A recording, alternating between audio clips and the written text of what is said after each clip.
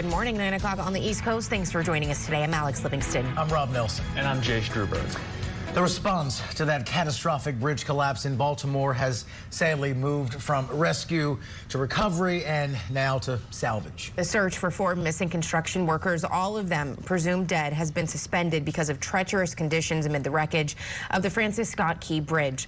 Divers were able to recover the bodies of 2 workers from a red pickup truck submerged in about 25 feet of water, not far from where that cargo ship struck the bridge early Tuesday morning. The focus now is on removing the wreckage and the ship that caused it from an important shipping channel.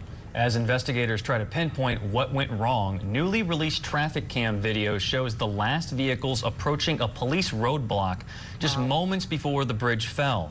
Traffic was cleared in response to a distress call from the cargo ship as it careened toward the bridge, but the warnings apparently never reached a construction crew repairing potholes on the span. Just as police officers were about to alert the workers, the bridge came crashing down.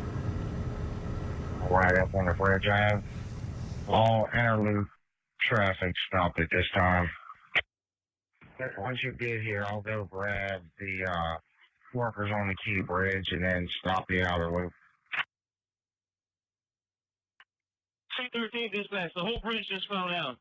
Start, whoever, everybody. The whole bridge just collapsed. I mean, my Lord, that moment says it all, right? I'll go alert the workers, and then seconds later, the bridge collapsed. And sadly, we know, that lives were lost in that. It also raises the question, too, about maybe how to better communicate with the workers on a bridge in case there is some kind of pending disaster. Wow, that audio tells the story there. National correspondent Addie Guajardo, she's once again live for us in Baltimore this morning. And we'll start with the latest on the investigation. Morning, Addie.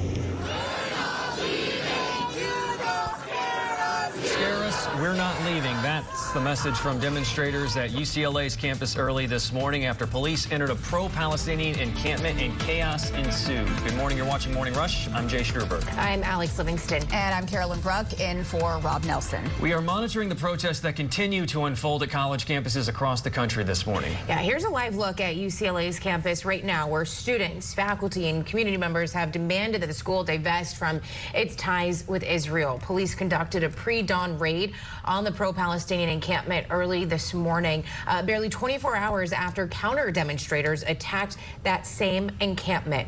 Police initially appeared to back off from a confrontation with protesters, but came back in force to begin removing the barricades fortifying the encampment. A short time later, officers in riot gear deployed tear gas and detonated flashbang devices. You're seeing the aftermath here.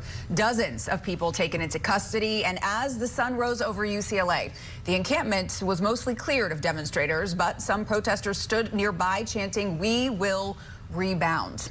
Now, around 6 a.m. Eastern time, the university issued a safety alert declaring the encampments unlawful and ordering everyone to leave or face consequences.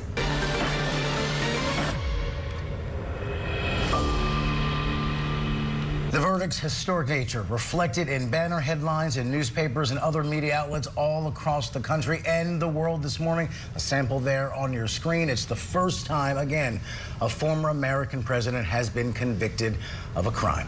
And we have team coverage for every angle you need on this historic verdict this morning. Political correspondent Alex Miller was our eyes and ears inside the courtroom. Deputy Political Director Joe St. George has Trump's campaign reaction. Congressional correspondent Nathaniel Reed has more reaction from Washington. But we want to start this morning with Morning Rush co-anchor Jay Struberg for more on what this guilty verdict means for the former president and for our country. Good morning, Jay. Good morning, Alexa. Truly a sobering moment in the history of the American presidency. We are outside Trump Tower here in Manhattan, where the former president is expected to address the media, hold a press conference at 11 a.m. Eastern time. Scripps News political correspondent Alex Miller joins us now. Alex, good morning to you. Pure chaos on the outside of the courthouse yesterday when this huge moment came down. You were on the inside. Tell us what it was like. How was the president behaving whenever these historic counts were handed down? It was quiet chaos because we really couldn't move anywhere. We were in the courtroom waiting for the verdict or any note from the jury. At around 4 p.m., the judge came in and said he was going to dismiss the jury for the day. All parties were inside. We were ready to finish for the day. And then we kind of just got stuck there. And as we were waiting, the tensions really started to grow. Why are we still here? And then around 4:30, the judge came in and said that the jury had given him a note that they had this verdict.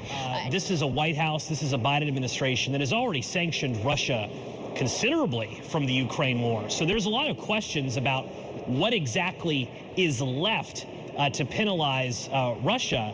And, you know, Serena Marshall, you were reporting all morning on Morning Rush.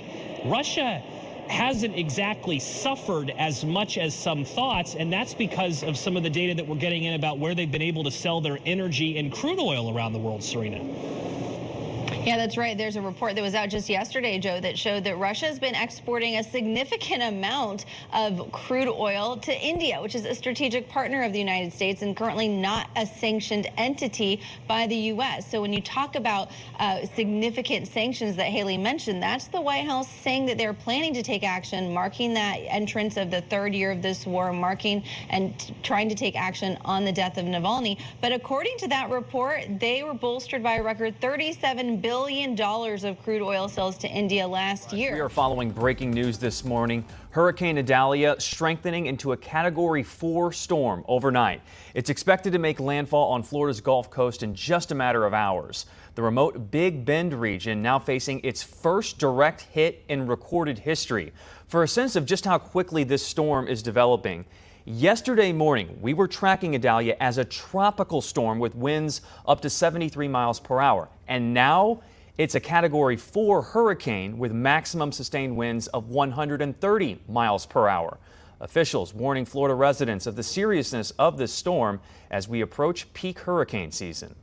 And I encourage all Floridians to take this storm seriously.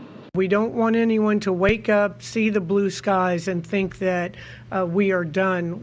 If this storm hits at high tide, storm surge could reach 8 to 12 feet in some areas. We need to run from the water and hide from the wind. Priority personnel that need to be here and everybody else needs to stay home. We're just asking folks to stay off the streets, hunker down.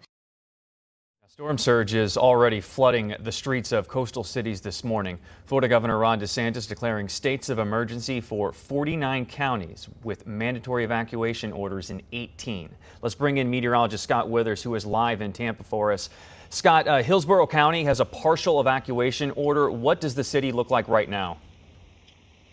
Jay, we are now starting to get one of the strongest bands of rain and wind that we've seen. You can see it really coming down here. We're also seeing this storm surge. Look behind me. You can see an SUV out there that is Bayshore Boulevard. When we pulled up, we saw that car. Then we noticed there was someone trapped inside. I had to call 911, get them out here so they could go in there and rescue them. But I want you to walk over here with me. They're okay. You can see the storm surge coming into the town. We've got white caps there in the bay in the background there underneath the bridge. This is all really picking up.